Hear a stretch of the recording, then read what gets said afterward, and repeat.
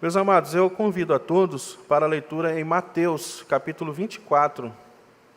Mateus, capítulo 24. Abre aí, eu vou ler dos versos 15 a 28. Nós estamos dando continuidade à exposição no Evangelho de Mateus e estamos agora no sermão profético de Jesus, o sermão escatológico, onde Jesus fala acerca dos adventos da segunda vinda e da própria segunda vinda do Senhor. Mateus 24, versos 15 a 28, diz assim a palavra do Senhor. Quando, pois, virdes o abominável da desolação de que falou o profeta Daniel no lugar santo, quem lê, entenda. Então, os que estiverem na Judéia, fujam para os montes. Quem estiver sobre o eirado, não desça a tirar de casa alguma coisa. E quem estiver no campo, não volte atrás para buscar sua capa. Ai das que estiverem grávidas e das que amamentarem naqueles dias. Orai para que a vossa fuga não se dê no inverno, nem no sábado. Porque nesse tempo haverá grande tribulação, como desde o princípio do mundo até agora não tem havido e nem haverá jamais. Não tivessem aqueles dias sido abreviados, ninguém seria salvo. Mas por causa dos escolhidos, tais dias serão abreviados. Então, se alguém vos disser, eis aqui o Cristo, ou ei-lo ali, não acrediteis. Porque surgirão falsos cristos e falsos profetas, operando grandes sinais e prodígios para enganar, se possível, os próprios eleitos. Vede que vos tenho predito. Portanto, se vos disserem, eis que ele está no deserto, não saiais. Ou, ele no interior da casa, não acrediteis. Porque assim como o relâmpago sai do Oriente e se mostra até no Ocidente, assim há de ser a vinda do Filho do Homem. Onde estiver o cadáver, aí se ajuntarão os abutres. Oremos mais uma vez. Santo, bendito, poderoso, bondoso Deus e Senhor, a Tua palavra foi lida e rogamos a Tua direção, iluminação, compreensão, para que esta palavra, Senhor, nos conduza cada vez mais em direção a Cristo, Teu Filho, a uma vida santa, dedicada ao Senhor, perseverante, ó Deus. Fala conosco. Oramos em nome de Jesus. Amém, Senhor.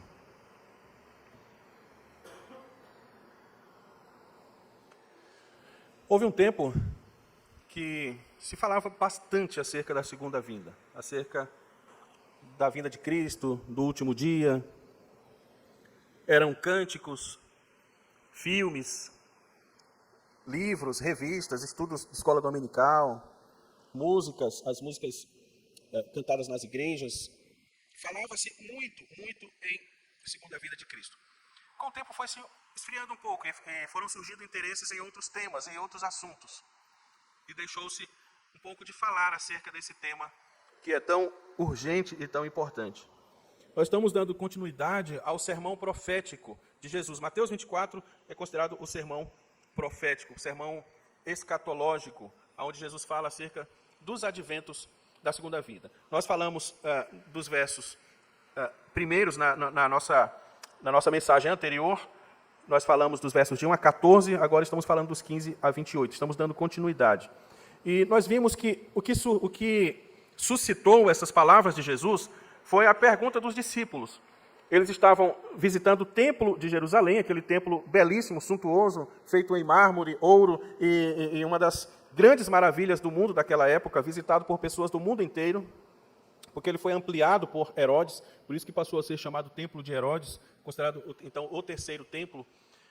Nesse sentido, então, nós temos a visão impressionante que os discípulos tiveram.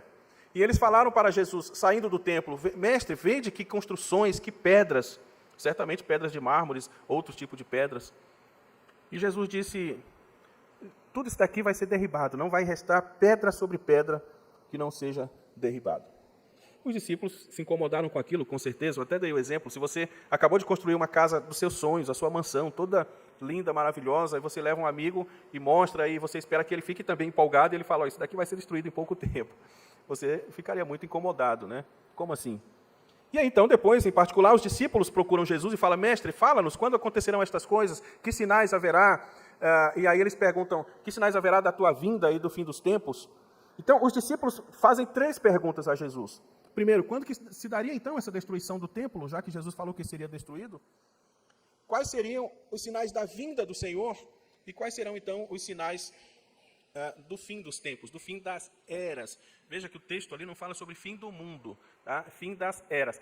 É claro que algumas versões, me parece que a ARA, não sei, a Almeida Revista e Corrigida, nós usamos a Almeida Revista e Atualizada, por isso que a gente usa essa sigla ARA, mas uma dessas fala sobre fim do mundo. Lá o texto, no grego, fala sobre o fim das eras, a fim desta era. Porque, na verdade, o mundo não vai acabar, ele vai, então, iniciar uma nova era. Né? Termina-se este século, não de 100 anos, né, mas século aí, a ideia de essa dispensação, essa palavra é até melhor, até para não usar a expressão nova era, né, fica estranho, né? Iniciar uma nova era.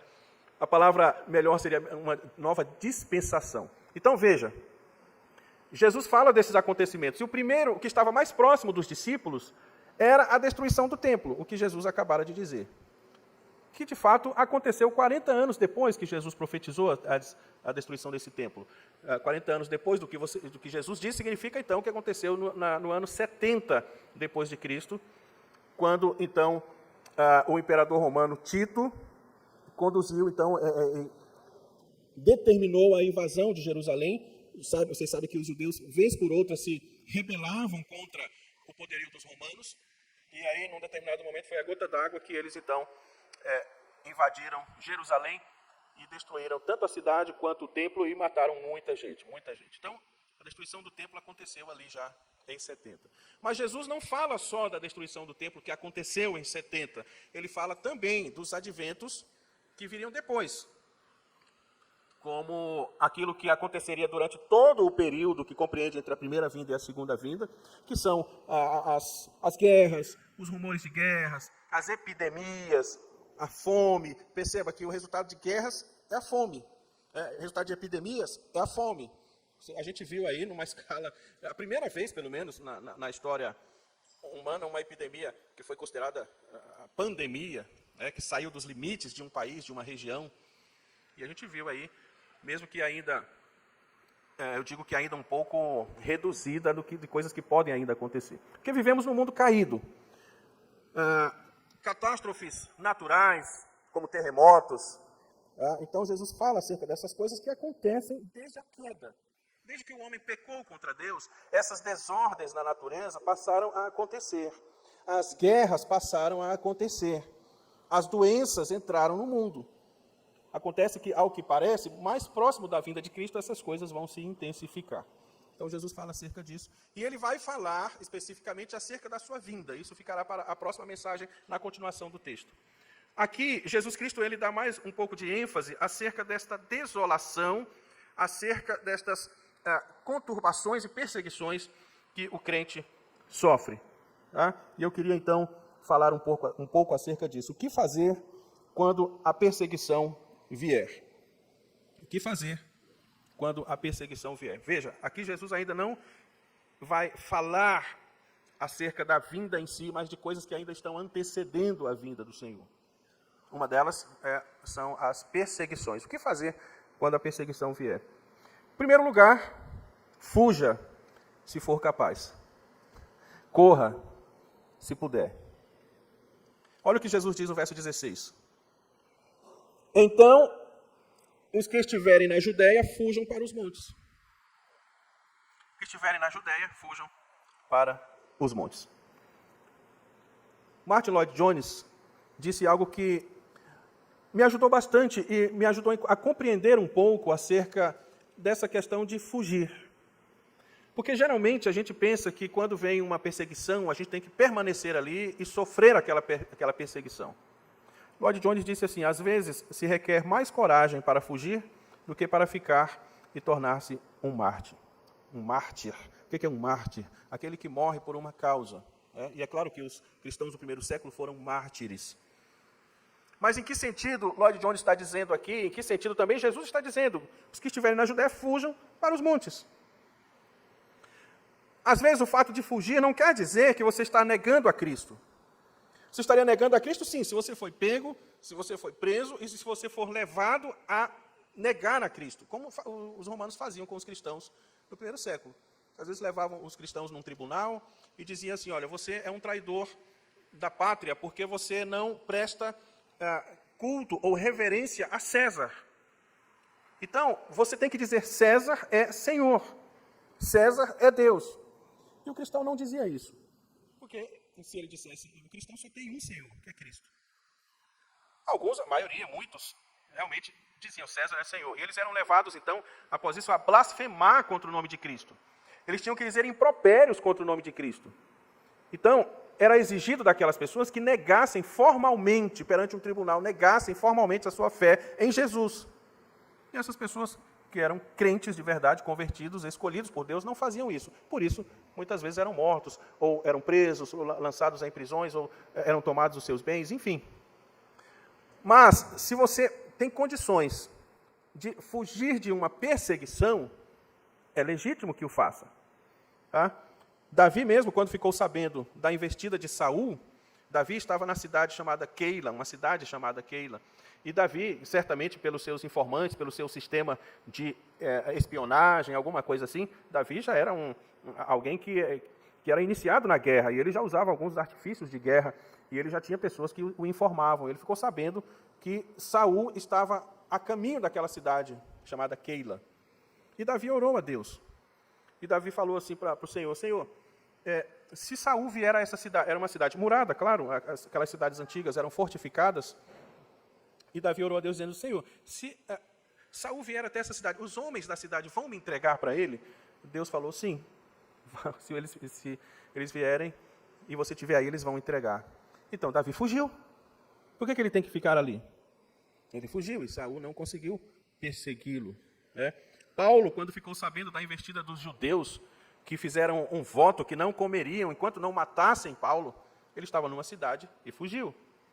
Então, veja, Paulo era um evangelista, um pregador da palavra de Deus, um homem que estava disposto a morrer por Jesus, mas nem por isso ele tinha que ficar ali numa situação em que ele está sabendo que estão indo para prendê-lo e matá-lo, fizeram um voto. Eu imagino que aqueles homens morreram de fome. Eles fizeram um voto, falaram, nós não vamos comer enquanto não matarmos Paulo. E eles se cumpriram mesmo o voto? Certamente não cumpriram, né? E Paulo fugiu dali. Nós pregamos aqui no Natal, o próprio José, esposo de Maria, quando o anjo lhe avisou que Herodes estava intentando matar o menino Jesus, ele foi orientado a fugir dali e ir para o Egito. A palavra de Deus, em Provérbios, capítulo 22, verso 3, nos diz assim, meus irmãos, o prudente antevê o perigo e toma precauções.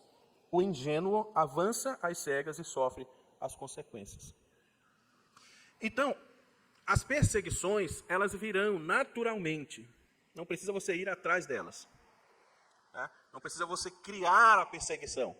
Se você está testemunhando de Cristo, se você está servindo a Cristo, está perseverando em Cristo, e por isso a perseguição vem, e se alguma situação em que você estar ali, e você então não tem outra situação, você vai permanecer e vai testemunhar de Cristo, mesmo que isso lhe custe a vida. Mas você não tem que se lançar até aquela situação. Há situações, é claro, que devemos enfrentar, mas há outras que devemos fugir. Esse ensino, então, meus irmãos, tem larga aplicação para a vida do crente. Porque isso quer dizer, então, que nós não podemos negligenciar o uso dos meios que Deus nos dá, para que nós continuemos pregando a palavra de Deus, continuemos testemunhando, até que o Senhor, pela sua própria vontade, nos conduza até Ele. Essa é a nossa disposição. Nós vamos testemunhar de Cristo, nós vamos falar de Cristo, nós vamos continuar fazendo o que nós fazemos. Crendo na palavra, anunciando a palavra, sem deixar de fazer isso. Mas se houver alguma situação em que eu precise escapar da morte, eu devo fazer isso, não negando a Cristo, claro, mas permanecendo firme na fé e na palavra. Nesse sentido, é prudente, sim, que missionários que estão, de repente, em países e que começa ali alguma perseguição muito generalizada, pelo menos a nossa agência, a PMT, recomenda que esses missionários saiam desse local. Então, que é assim que Deus trabalha conosco. Ele nos dá condições de fazermos uso dos meios que Ele nos dá, para que nós continuemos servindo e adorando ao nome dEle. Então, o que fazer quando a perseguição vier? Fuja, se você puder. Segundo lugar, seja diligente. Acompanhe o verso 17 e 18. Quem estiver sobre o eirado, não desça a tirar de casa alguma coisa. E quem estiver no campo, não volte atrás para buscar a sua capa. Em primeiro lugar, você precisa entender aqui o contexto. Quando Jesus fala, fuja, quem estiver em Jerusalém, fuja para os montes, ou quem estiver na Judéia, fuja para os montes. Nota que Jesus está falando aqui de uma situação local, geograficamente, Judéia, Jerusalém, fugir para os montes. Então, entenda que Jesus está falando ali acerca daquela invasão romana que aconteceu em 70, ok? As pessoas estivessem ali na Judéia. Ai das que estiverem grávidas naqueles dias. Ai ore para que não seja no sábado, né? Ai, se aconteça no sábado. Está falando de um contexto judaico naquilo que aconteceria em 70, ok? Então você pode falar assim, mas então, quando acontecer isso, eu não vou estar na Judéia, eu vou estar aqui. Para onde que eu devo fugir? Né? Entenda que Jesus está usando o evento da invasão romana como um exemplo do que acontecerá em escala global nos eventos mais próximos da vinda de Jesus. Então, você vai usar os meios que você tiver à disposição para que você possa não sofrer aquela aflição. Tá? Agora, Jesus ainda está falando, nesse contexto judaico, o que aconteceria em 70, aquela invasão romana. Ele diz, quem estiver sobre o eirado, não desça a tirar de casa alguma coisa, e quem estiver no campo, não volte atrás para buscar a sua capa. O que aconteceu? Quando Tito invadiu Jerusalém, que também era uma cidade fortificada, murada, muitas pessoas estavam nos campos. Tá? E eles deveriam saber antecipadamente que isso aconteceria e deveriam fugir para os montes. Fugir para os montes seriam outras cidades que estariam livres daquela perseguição que viria sobre Jerusalém. Era isso que eles deveriam fazer. O que acontece? Quando houve quando se aproximaram os exércitos romanos, as pessoas, em vez de fugirem da cidade, saindo da cidade, indo para as outras vilas e aldeias que ficavam nos montes, que não seriam alcançados, porque o objetivo era invadir Jerusalém, as pessoas que estavam aos redores, em outras cidades, aldeias e vilas e nos campos, eles entraram em Jerusalém. Quando, na verdade, eles deveriam sair. Eles entraram, e aí houve um cerco. Os romanos cercaram a cidade. Houve um cerco, ninguém entrava, ninguém saía. Assim eram as guerras antigas. Você entrava na cidade murada, aquele exército vinha, cercava, ninguém entra, ninguém sai. Então, eles iam matando as pessoas de fome, de doença, de sede, ia acabando a comida, pessoas adoeciam, pessoas morriam, os cadáveres iam ficando ali, não tinha como levar para fora da cidade para sepultar. Acabava a água, né? Tanto que você vê nas histórias das invasões no Antigo Testamento, às vezes uma mãe matava a própria criança para comer, para se alimentar. Você vê essas histórias macabras, né? Porque tamanha era a necessidade, as pessoas começavam a beber a sua própria urina, então era uma coisa horrível. Então eles não deveriam ter entrado na cidade, deveriam ter saído. Da mesma forma, Jesus está dizendo assim, olha, quem estiver no eirado, ali na laje, né? Eles faziam lajes da sua casa. A ideia não é ficar na laje, tá? A ideia era descer e ir embora rapidamente. Não era entrar na casa, vou descer, vou escolher aqui minha roupa, vou escolher aqui meu notebook. Não, vai embora, se manda. Sai daí, tá? Não pegue a sua capa, ou seja, é melhor você passar frio do que você descer para pegar a sua capa, se atrasar e aí depois você acabar morrendo por isso. Você acabar perecendo por isso. Tá? Então, o que ele está dizendo aqui? Seja diligente. Valorize o que realmente é importante. Não permita com que coisas embaraçem a sua vida. Muitas vezes, o crente ele vai se embaraçando com tantas coisas que quando o Senhor vier, essa pessoa evidentemente será evidenciada como um não crente, porque ele não priorizou as coisas de Deus, ele não priorizou o que é realmente prioridade, ele não deu valor ao que realmente tem valor. Ele desceu, foi escolher, eu vou pegar aqui essa peça de roupa, eu vou pegar aqui esse equipamento, eu vou pegar isso daqui. Aí nisso ele acaba perecendo. O que Jesus está dizendo aqui, dê importância ao que realmente tem importância. Não fique embaraçado com estas coisas do mundo. É por isso que a palavra de Deus nos diz: desembaraçando-vos de todo peso e pecado que tenazmente nos assediam. Então, nós estamos, meus irmãos, aguardando a vinda do Senhor Jesus, e não podemos ficar embaraçados com coisas desse mundo, coisas que nos impeçam de seguir adiante a nossa caminhada cristã. Aproveite as oportunidades que Deus te dá, para que você o sirva, para que você caminhe com Ele, para que você cresça, e não permita com que as coisas desse mundo impeçam a sua caminhada cristã. É aquela parábola que Jesus contou daquele homem que juntava tanta coisa, destruía os celeiros antigos, construiu outros novos.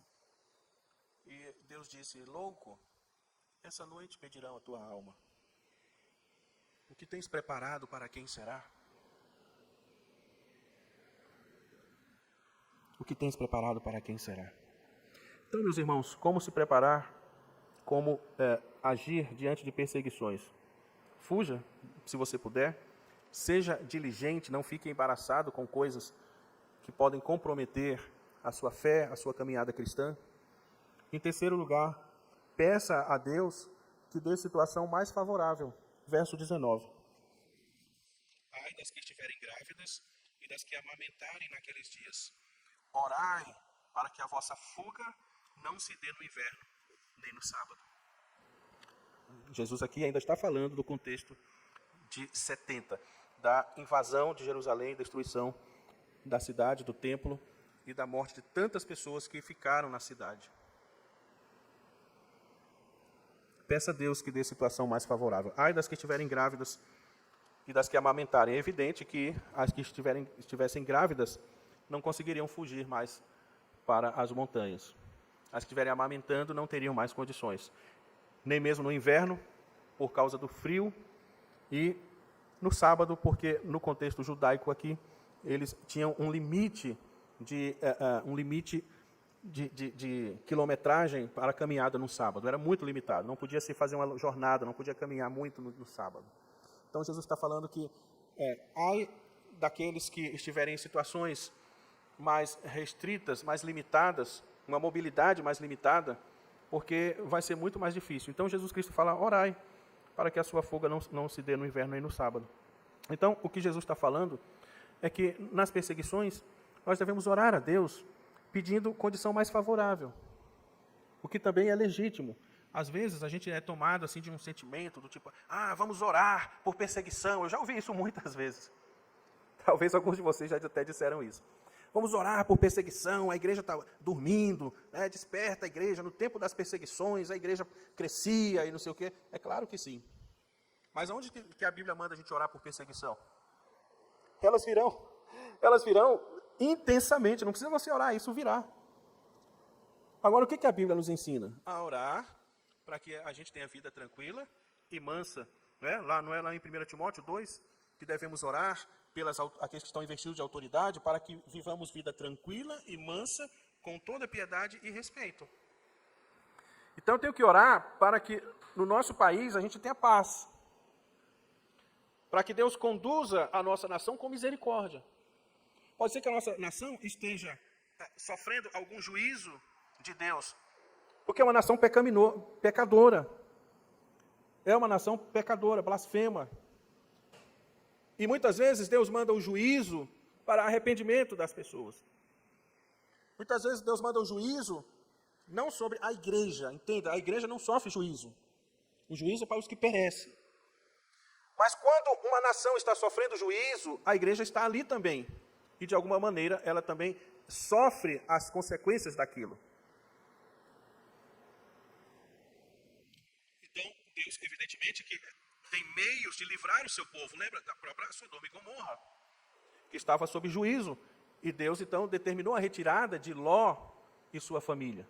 Então, mais uma vez aí, a questão de você fugir, de você sair dali. Se Ló foi avisado, por que ele tinha que ficar? Não, eu vou ficar porque eu quero enfrentar. Enfrentar o quê? A ira de Deus. A mulher de Ló olhou para trás e virou uma estátua de sal. Como diz o texto e o cântico que a gente canta com as crianças, né?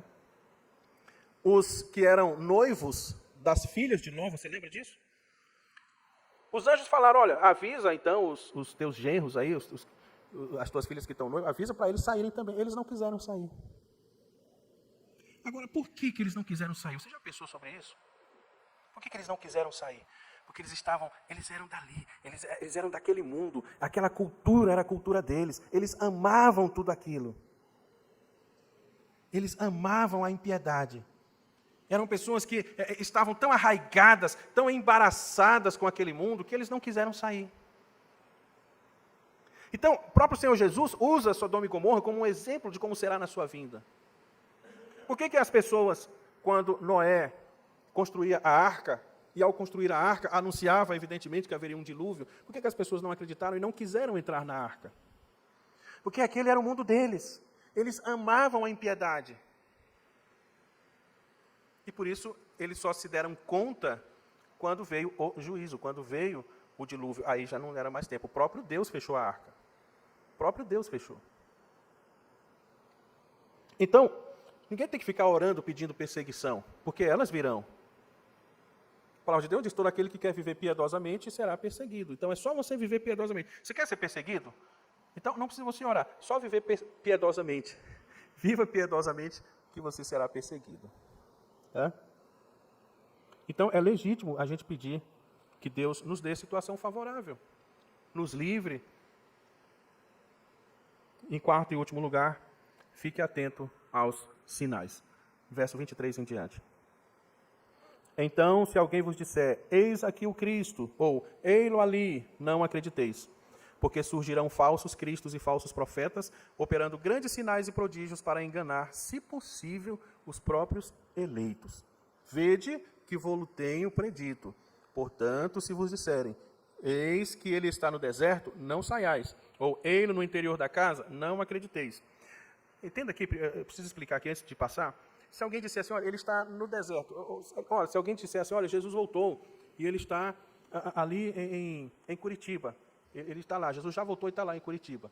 Não acredito, porque a vinda do Senhor Jesus vai ser tão visível, ela vai ser cósmica, universal, todo mundo vai ver. Então não é, olha, Jesus voltou, ele está lá no deserto, vamos lá ver Jesus, vamos lá. Não. Se alguém disser isso, já não acredito. Ah, Jesus já voltou, sabia? Ele está ali, ele voltou lá no país da África. A África, infelizmente, tem enfrentado, nesses tempos, um enorme crescimento de um evangelho, mas de um evangelho muito falsificado. Muitos falsos cristos, falsos profetas, tem crescido muito, igrejas e coisas desse tipo, mas um evangelho muito falsificado. E aí aparece de tudo, pastores fazendo de tudo que é aberração. Alguns se dizendo o próprio Cristo, e multidões acreditando. Pessoas sendo enganadas. Então, o que está dizendo aqui, olha, se ele está ali dentro de uma casa, imagina, ele virá, todo olho verá, por que eu tenho que ir lá numa casa que alguém disse que ele está lá para ver Jesus? Não, então é isso que ele está dizendo, que a vinda dele vai ser cósmica, universal, não é assim algo muito localizado, que eu tenho que viajar para ver se eu encontro Jesus, não é isso. Então ele diz, verso 27, porque assim como o relâmpago sai do Oriente e se mostra no Ocidente, assim há de ser a vinda do Filho do Homem. Onde estiver o cadáver, aí se ajuntarão os abutres. Aqui Jesus falou mais uma vez acerca da questão da falsa religião, o que eu já falei no primeiro sermão, que Jesus enfatizou a falsa religião. É um dos sinais da vinda de Jesus. E nós estamos presenciando um crescimento absurdo da falsa religião. Falsos pastores, falsos profetas, até aqueles que muitas vezes estiveram até entre nós,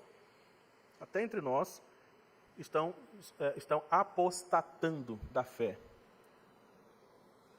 O que é gravíssimo e o que é assustador. O que é assustador. Pregadores presbiterianos, inclusive, que na década de 80, 90, foram grandes pregadores, apostataram, se tornaram cínicos. Imagina só você, um grande pregador dos nossos dias, daqui a 20 anos, sei lá, 10 anos, começar a dizer um monte de coisa que não tem nada a ver com a palavra, e conduzir a muitos. É assustador isso.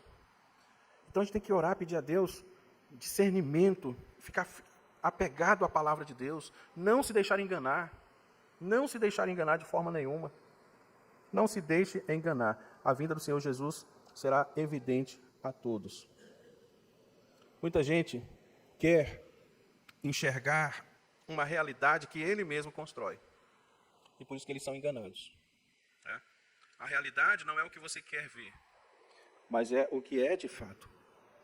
E aí, meus irmãos, é que Satanás vai impor toda a sua malignidade, o seu poder maligno, os seus propósitos malignos, para enganar a muitos. E esta operação do erro, que o próprio Deus vai permitir, então, essa soltura do diabo, nós já explicamos sobre isso.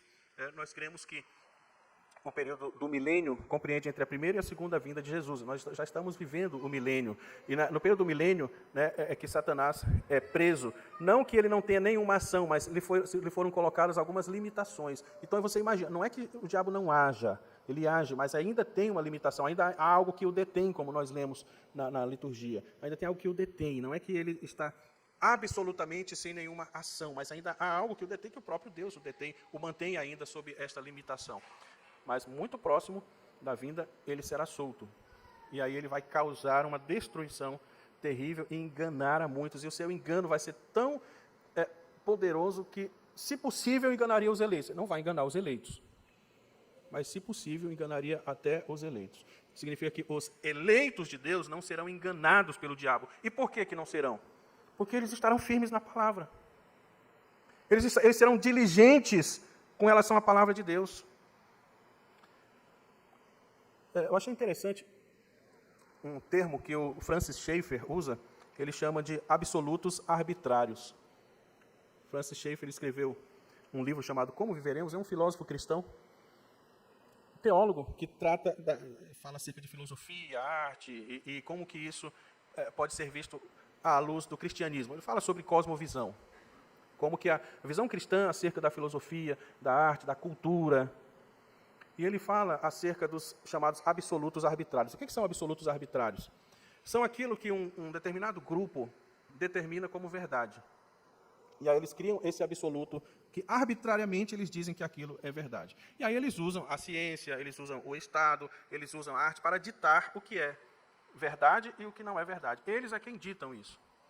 É só você ver nos dias de hoje. Eles ditam o que é um conceito. Nós preparamos uma aula hoje para falar sobre sexualidade, na cosmovisão cristã, mas o mundo dita o que é sexualidade. Então você percebe o que eles ditam passa a ser tão repetido e tão massificado nas mídias e na arte, na cultura, que você passa a acreditar que aquilo é uma verdade. Mas aquilo é mentira. É por isso que a Bíblia diz claramente, ai daqueles que dizem que o amargo é doce, que o doce é amargo. Você vê que a inversão é total. É uma inversão total. E as pessoas vão comprando essas ideias e vão passando a enxergar como verdade. E aí você vai chegando nos absurdos de cumprimentar a todos, todas, todes. Por que isso? É um absoluto arbitrário. Porque isso é uma imposição da cultura. Então, para você ser uma pessoa aceitável, você tem que cumprimentar todos, todas e todes. Eu, na verdade, achava que o todes já englobava todo mundo. Mas é mais um agora que você tem que usar, né?